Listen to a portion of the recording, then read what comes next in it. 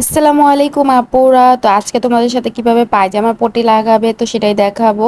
তো আইরার cutting video তোমাদের সাথে শেয়ার করেছিলাম। তো প্রথমেই দেখো আমি এখানে 2 ইঞ্চি পরিমাণ একটা কাপড় নিয়ে নিয়েছি কোমরে জোড়া দেওয়ার জন্য।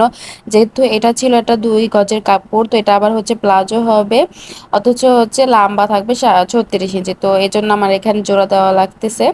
তো দেখো আমি এখানে জোড়া দিয়ে নিলাম, আর এই যে দেখো উপর দিয়ে কিন্তু এটা চাপ সেলাই দিয়ে নিচ্ছি। আর এটা হচ্ছে বোঝা যাবে না, যেহেতু এখানে আমি এখানে রবার জয়েন করব, তো এই জন্য এতটা বোঝা যাবে না। তো যাই হোক, এই যে দেখো আমি কিন্তু দুই সাইডে একই রকম করে পট্টিটা দিয়ে নিলাম। এরপরে হচ্ছে এক্সট্রা অংশটা কেটে দিয়ে, বা এখন হচ্ছে আসল কাজ করি। তো এখানে দেখো আমি পট্টির কাপড়টা নিয়ে নিয়েছি।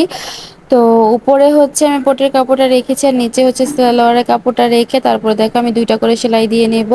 অবশ্যই দুইটা করে সেলাই দিতে হবে। এভাবে করে ওই সাইডেও কিন্তু আমি এই পটিটা লাগিয়ে নিব, কলি বা পটি যাই বলো। তো এই যে দেখো আমি কিন্তু এখন এটাকে এই সাইডেও সেলাই করে নিচ্ছি, দুইটা করে সেলাই দিব।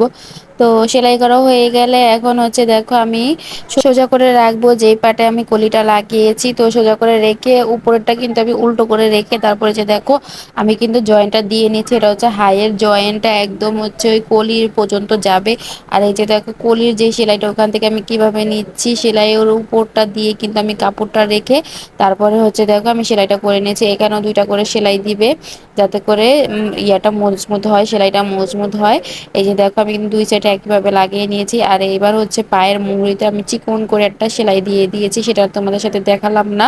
তো এটা তো তোমরা সবাই পারবে, এই জন্য আর দেখালাম না। তারপরে যে দেখো আমি কিন্তু সেলাইটা খুব সাবধানে করে নিচ্ছি। আর এই যে দেখো জয়েন্টগুলো কিন্তু একসাথে রেখে তারপর এখানে সেলাই দিবে, যাতে করে ফিনিশিং সুন্দর আসে আর হচ্ছে পরতেও আরাম হয়। এরপর পায়ের দিকে সেটার পায়েও কিন্তু আমি মুহুরি দুইটা কিন্তু একসাথে করে নিয়ে তারপর সেলাইটা দিয়ে নিব, যাতে করে কম বেশি না হয়ে যায়। তো দেখো আমি সেলাই করার পর কিন্তু তোমরা ফিনিশিংটা দেখতে পারবে।